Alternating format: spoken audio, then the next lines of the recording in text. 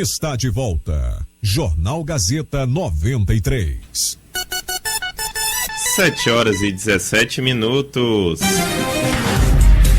Voltamos para o segundo bloco do Jornal Gazeta 93. Aumenta o volume e fica com a gente porque ainda tem muita notícia e informação com credibilidade aqui, a sua rádio Gazeta FM. Gazeta. A rádio que todo mundo ouve. Gazeta. E a gente está aqui de volta no nosso programa, dessa vez para fazer uma dinâmica diferenciada. A gente vai bater um papo com a deputada federal eleita pelo Acre, mais bem votada, inclusive, aí nas últimas eleições, a Socorro Neri.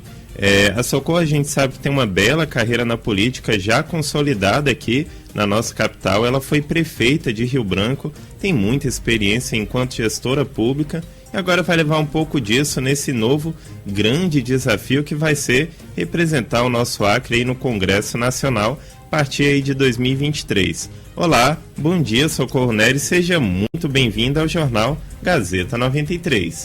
Bom dia, Tiago, bom dia a todos que estão nos ouvindo, bom dia, Brena, bom dia. Estou aqui muito feliz de iniciarmos esse bate-papo com vocês sobre esse momento de grande felicidade mesmo, que é ter o reconhecimento de 25.842 eleitores e eleitoras do nosso estado, que confiaram o voto para a deputada federal e que agora aumentou ainda mais a nossa responsabilidade. É muito bom tê-la aqui em nossos estúdios. Muito bom dia, Socorro Neri.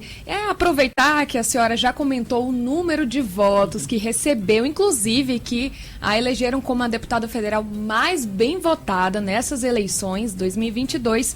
Ao que a senhora deve esse sucesso, assim, esse mérito, conseguir uma conquista como essa? Acredito que há uma conjugação de vários fatores, né? Dos aliados que tive, que de fato estiveram comigo na campanha, de uma legião de amigos, amigas, colegas da educação, pessoas que me conhecem de uma vida inteira de serviços prestados, né, como servidora pública, na assistência social, na educação básica, na Universidade Federal do Acre e também na Prefeitura de Rio Branco. De fato, não dá para indicar apenas um fator, mas eu vejo como reconhecimento a esse nosso trabalho e a forma com que tenho trabalhado, sempre de forma transparente, com sinceridade, uma dedicação integral e o foco no bem coletivo. Eu vejo por aí esse resultado e recebo com muita gratidão e muita responsabilidade. Socorro, e já dá para delimitar qual vai ser a sua base central, a principal linha de atuação nessa sua representatividade do Acre, lá em Brasília, a partir do ano que vem? Como que você já está pensando nesse sentido? Eu sou o resultado da escola pública, né? Eu saí do Seringal São Luís, no Rio Tarauacá, para estudar em Tarauacá e depois aqui em Rio Branco, em 1980. A escola pública fez toda a diferença na minha vida e é na escola pública que eu atuo há 38 anos, né? No chão da escola, da educação básica, educação superior e também na gestão da educação básica e da educação superior. De modo que não há outra bandeira para mim que seja tão fundamental quanto defender uma educação pública de qualidade, democrática para todos, né, no nosso país, da creche ao ensino superior. Mas é evidente que a experiência como gestora da nossa capital me levou a outras políticas públicas, a compreendê-las, saber quais são as suas deficiências, o que precisa ser melhorado e também as demandas da nossa população, por saneamento básico, por mobilidade urbana, na agricultura familiar, que é algo que também terá em mim um compromisso muito grande, pautas todas elas que levem ao nosso desenvolvimento econômico, porque entendo que se a gente tiver que mencionar uma grande pauta e a ela vincular todas as outras, eu diria que a grande pauta a ser de fato buscada, defendida por todos os mecanismos possíveis é a pauta do desenvolvimento do Acre. E nessa pauta cabe sim a educação de qualidade para todos, além de, evidentemente, apoio, políticas que possam, de fato, promover o desenvolvimento econômico e o bem-estar da nossa população. Eu vou de curiosidade sobre domingo, naquela hora da apuração dos votos. Como é que estava o seu coração? Como ficou depois? A senhora esperava uma votação tão expressiva como foi? Eu tenho eu acho que eu desenvolvi, na verdade, ao longo da vida, uma capacidade de lidar com conflitos. Nesse momento eu sou muito racional. Eu busco ficar serena, racional, fazer o que precisa ser feito e aguardar o resultado. Então, naquele momento, eu não senti a emoção que eu estou sentindo hoje, quando a ficha já está caindo, a adrenalina está baixando, né? De fato, nós fizemos uma campanha muito bonita, muito alegre, pé no chão mesmo, dialogando com as pessoas, tanto na área urbana quanto também na área rural de cada município que fomos. Fomos sempre muito bem recebidos, as pessoas tinham uma curiosidade, inclusive, de conhecer a mim, em razão da experiência na prefeitura. Então, cada vez que eu manifestava o meu nome, que eu dizia o meu nome, me apresentava, na sequência eu ouvia: a prefeita de Rio Branco, a que foi prefeita. Eu estava na torcida pela sua vitória. Então eu percebi que essa torcida pela vitória, esse sentimento de que o resultado ali poderia ter sido outro, né, na eleição de 2020, está impregnado não apenas aqui na nossa capital, mas também nos municípios por onde andei. E andei muito. É evidente que a gente sempre espera, e eu esperava, um bom resultado. Tinha até em mente um número, né, de possíveis votos nessa eleição. Mas quando a gente lida com votos espontâneos, que foi o nosso caso, que é o meu caso, a gente não consegue mesmo ter uma clareza, uma definição dessa quantidade. Mas foi muito expressivo e eu estou muito, muito feliz e muito agradecida mesmo. A senhora pode revelar o que esperava? Qual era esse número de votos? Assim, pelo meu planejamento, pelos locais que eu andei, é isso. E acabou sendo mais? Qual seria esse número? Na verdade, nós tínhamos uma expectativa, né, de conquistar um pouco mais de voto num ou outro município, e no município não apareceu aquela quantidade, mas não é nada muito diferente, não. E é difícil também fazer, eu dizia sempre para a equipe, né, desse carinho todo, o que vai resultar em voto, né? Dessa manifestação, as pessoas faziam questão, né, de me abraçar, de meio que assim, se solidarizar comigo, né? Mas o que isso vira de voto? A gente não tinha essa clareza, né? Claro que a gente tinha uma expectativa, talvez, de um resultado um pouco menor, mas fiquei muito feliz com o resultado que tivemos, né? É muito bom, né, Socorro, ter esse reconhecimento. E eu queria te perguntar quais foram as lições aprendidas aí ao longo dessas eleições, né? Como você disse, muitas andanças, muitas visitas, muitas agendas. O que te trouxe de conhecimento, de aprendizados agora que você vai usar como deputada federal a partir de 2023? Eu conheci melhor e consegui atualizar, eu diria, a visão sobre o nosso estado, né? Eu estava nos últimos anos só aqui na capital e agora eu tive a oportunidade de ir, de fato, aos municípios e também conhecer localidades, né, rurais e conversar com essas pessoas. Eu conheci, de fato, melhor agora, tenho mais condição de fazer defesa, de propor projetos, né? Inclusive destinação de recursos, com uma clareza maior das demandas reais, né, da nossa população. Agora, uma coisa que me chamou muita atenção, e eu vejo que todos que foram eleitos agora, do nosso governador Gladson, que teve essa votação extraordinária, né, de vencer no primeiro turno com quase 57% dos votos, a todos os deputados, parlamentares eleitos, a responsabilidade de fato, fazer valer a confiança do povo acreano. Nós precisamos reconstruir a esperança. Eu senti isso e fiquei com muita preocupação. As pessoas estão muito sem perspectiva positiva de futuro e isso é muito grave. Nós precisamos reconstruir isso a partir dos nossos próprios exemplos e do que fazemos na atuação dos nossos mandatos. Socorro, muito além da vida pública, a senhora tem uma grande carreira de educadora, enquanto professora, já foi até comentada aqui no início da nossa entrevista, depois prefeita e gestora da pasta de educação no nosso estado. Realmente é um currículo bem grande, muito forte. A educação faz parte da sua vida, né? Então, qual vai ser a atenção, de forma assim, mais concreta, que o seu mandato, enquanto deputada federal, vai dar para as pautas da educação, tanto nacionais quanto no nosso estado. Tem algo concreto que a senhora poderia compartilhar com os nossos ouvintes? Sim, com certeza. Nós temos que dar uma atenção muito forte para criar mecanismos que possibilitem mesmo a ampliação expressiva das vagas em creche e universalizar para a escola. Nós temos que olhar melhor para ressignificar o ensino médio. O novo ensino médio trouxe uma proposta que tem sido difícil de ser assimilada pelas escolas e também pelas famílias. É preciso fazer um debate mais aprofundado acerca disso.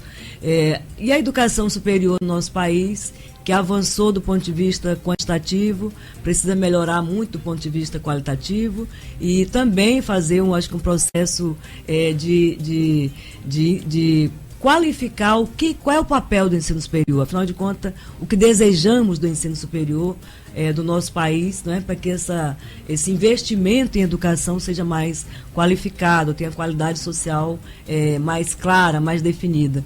E aí, nesse caso da educação, eu vejo pautas que são fundamentais.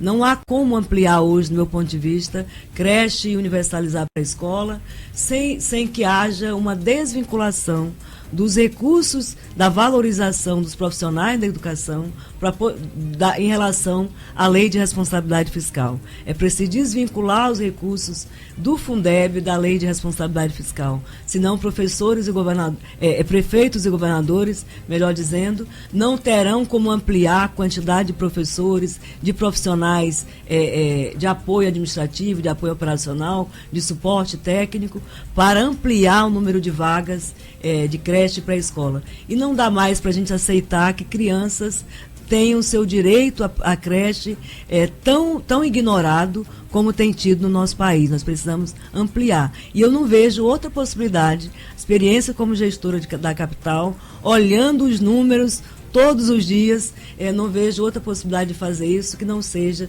desvinculando os recursos do Fundeb dos recursos da Lei de Responsabilidade Fiscal. Isso, inclusive, vai possibilitar, de fato, cumprir a finalidade do Fundeb, uma das finalidades do Fundeb, que é a valorização dos profissionais da educação, não é? Então, essa é uma das pautas que eu vejo como importante e que vai requerer uma articulação muito grande, tanto na Câmara quanto no Senado, junto às entidades que representam governadores, municípios, fóruns da educação, e a gente tem preparo para fazer esse bom debate. Agora são 7h29. No próximo bloco teremos mais perguntas para fechar a nossa entrevista aqui com a Socorro Neri, deputada federal eleita mais bem votada aí nessas eleições. Voltamos após comerciais, um oferecimento Fogás, inovando sempre com segurança e qualidade. Você está ouvindo Jornal Gazeta 93. Está de volta. Jornal Gazeta 93. 7h34. Voltamos para o terceiro bloco do Jornal Gazeta 93. Muito obrigada a todos que nos acompanham aí do trânsito, a todos que nos acompanham do comércio, de casa, por essa grande audiência aqui nas ondas da mais ouvida 93,3 FM. 93 FM é muito mais rádio. E voltamos agora com a nossa entrevista com a deputada federal eleita, inclusive a mais bem votada neste cargo das eleições realizadas no último domingo, a Socorro Neri.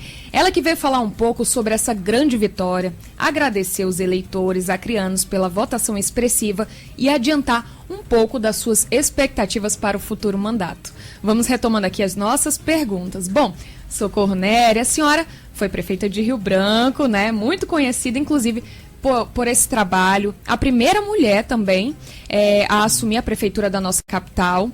Eu queria saber o quanto leva dessa experiência como gestora da nossa cidade, em termos de contribuição para esse novo desafio que a senhora vai ter pela frente a partir de 2023. Muito. A gestão na Prefeitura de Rio Branco e da forma como eu fiz, né, gestão com a equipe, uma equipe muito qualificada, a qual eu vou ser sempre grata, me fez aprender muito, a de fato passar muitas horas dialogando com a equipe, entendendo os problemas da cidade, discutindo as soluções, olhando para a legislação de cada área, para as políticas de cada área, para as regulações de cada área e buscando, então, fazer o trabalho que nós fizemos naquele período tão curto, de 2 anos e pouquinho, organizando a casa, fazendo um equilíbrio extraordinário de receita e despesa, realizando mais pela cidade, tanto pela população urbana quanto rural, e de fato entregando uma prefeitura avaliada em 2020 como a melhor prefeitura com saúde fiscal entre as capitais. Agora, essa experiência também me levou a debates nacionais, a fóruns nacionais, em que eu representava a Frente Nacional de Prefeitos na área da educação, a Confederação Nacional dos Municípios na área da cultura, e participei de muitos debates sobre a reforma tributária, sobre a reforma administrativa, sobre temas que são fundamentais para que o Estado brasileiro seja mais eficiente, mais organizado, né? De modo a ter condições de oferecer melhor os serviços essenciais que lhe cabem à população. Agora, essa experiência vai toda, e eu diria que se hoje eu estou tão animada com essa confiança que o povo me depositou, é porque eu sei que, e me sinto de fato no momento certo para enfrentar esse desafio. Socorro, uma pauta que tem gerado uma certa inquietação em muitos acrianos é a questão da geração de emprego e renda, né? Que é uma pauta até que se alia muito com uma agenda econômica também. Sim. Como que o deputado federal ele pode atuar ajudando nessa agenda de desenvolvimento para o nosso estado, nessa questão de emprego e renda aqui para a nossa população acriana? Nós temos que, de fato, Tiago, focar o mandato hoje de fato no desenvolvimento econômico, né, social, cultural do nosso estado.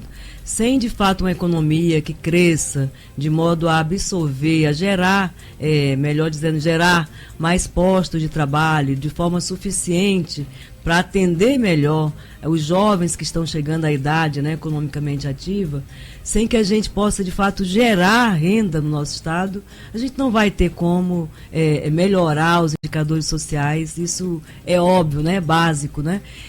O que nós temos que fazer? Eu observei nesse período todo que há aspectos, né, da legislação que precisam ser melhorados.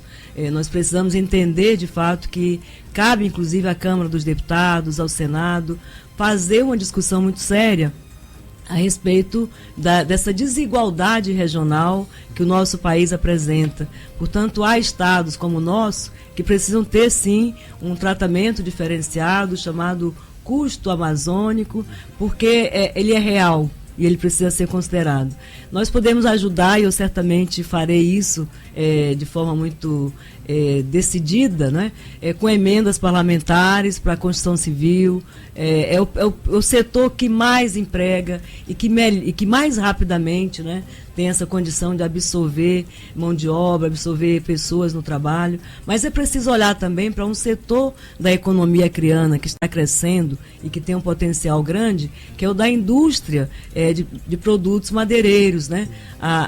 Os laminados, compensados, tem um potencial gerador de emprego imenso. Eu tive a oportunidade na campanha de ir a algumas dessas empresas e ver ali que num galpão grande ali no espaço, eles conseguem hoje produzir, gerar renda para muitos setores da economia acriana e ao mesmo tempo muito emprego, né? Empresa como a Triunfo, com 700 trabalhadores e com potencial imenso de gerar outro tanto, né? Agora, o que a gente observa? O Estado brasileiro, nessa política atual de desmonte, por exemplo, das entidades, das instituições que fiscalizam e que regulam a política ambiental, tem sido muito, inclusive, prejudicial a quem trabalha de forma legal, de forma correta. E eu penso que o que a gente tem que fazer é exigir, de fato, né, e trabalhar no Congresso para, de fato, garantir que o Estado brasileiro seja mais eficiente, tenha regulações claras a respeito do meio ambiente e condições de dar celeridade para que esse setor não fique prejudicado. Vou te dar um exemplo, só para a gente entender melhor do que eu estou falando.